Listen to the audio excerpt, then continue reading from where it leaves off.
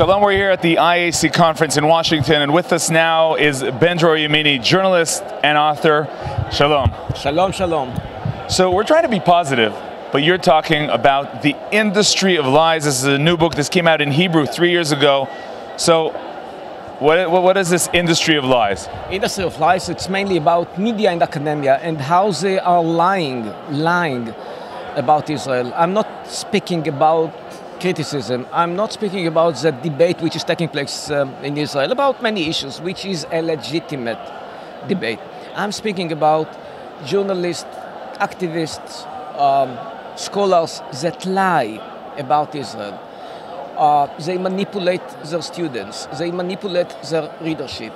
And so many claims against Israel are actually a modern blood libel. No less than that. You know, we used to use the word misconception. It's much more than a misconception? No, it's not a misconception. It's something which is much worse, unfortunately.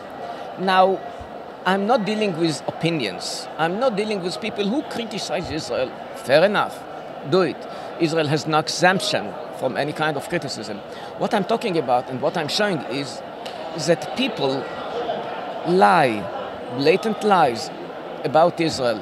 When people say, for example, sometimes they are not even aware that they are lying.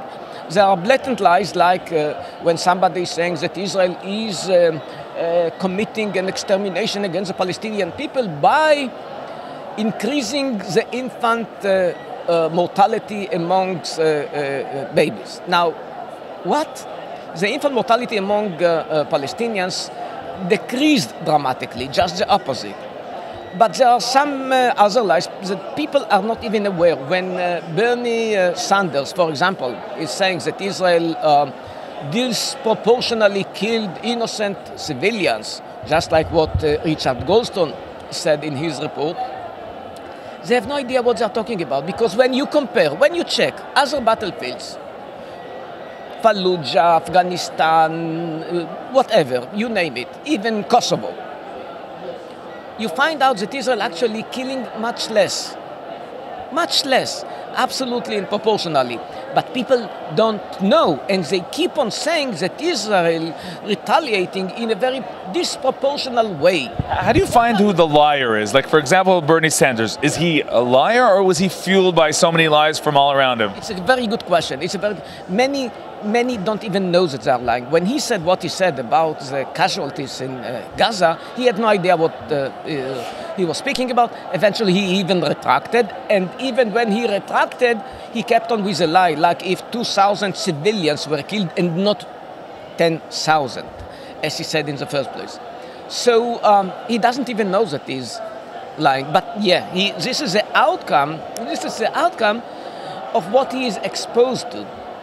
Now, one of the examples you gave during the Shabbat we were here at the conference showed that at least when you lie, get your dates right? We're talking about 9/11 and the IDF activity in Jenin.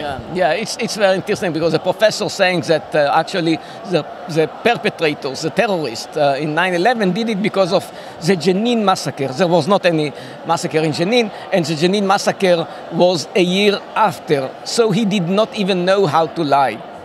What should be done? Is it about fighting these liars, or is it mainly telling the people, when you watch the news, when you read the newspaper, understand that there's this industry of lies? It's both. It's both. First of all, we have to expose the liars. We have to put a mirror and to tell them, you are lying. But the problem is that most people, I'm speaking mainly about young students who come to universities, and they hear their professors telling them about one of the worst crimes in modern history committed by Israel in 1948, the Nakba. They don't know that they are manipulated. They just have no idea.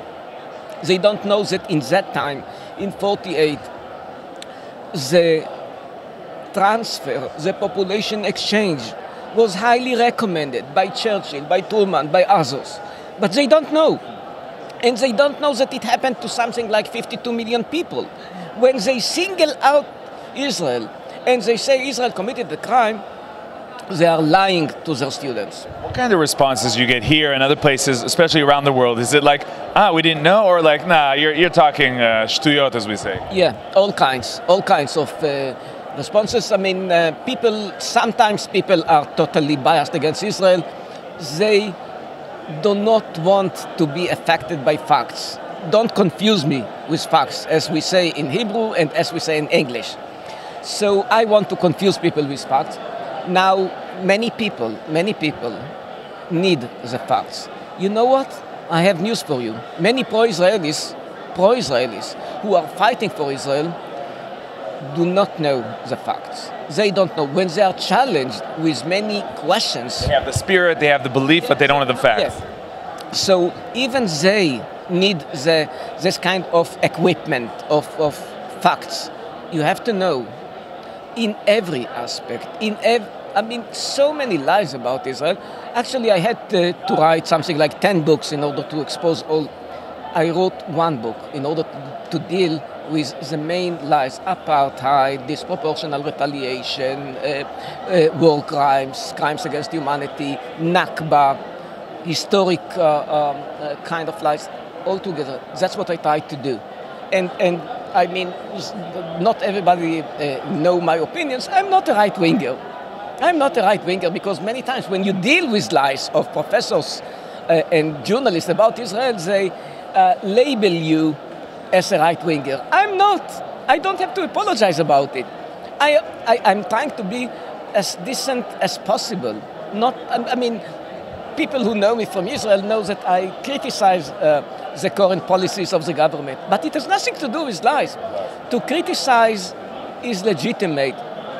To have debates about settlements, yes or not, it is legitimate. You can have any opinions that you want. I'm not talking about that. This is not demonization, and we have to really separate between lies and the legitimate debate. We have to separate. I'm speaking about lies, not about the legitimate debate.